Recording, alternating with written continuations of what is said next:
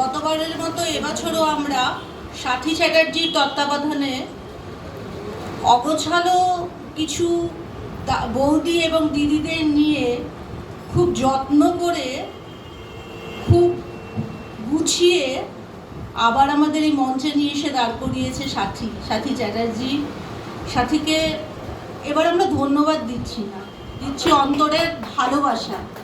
সবার অনেক অনেক ভালোবাসা সাথীর কাছে রইল।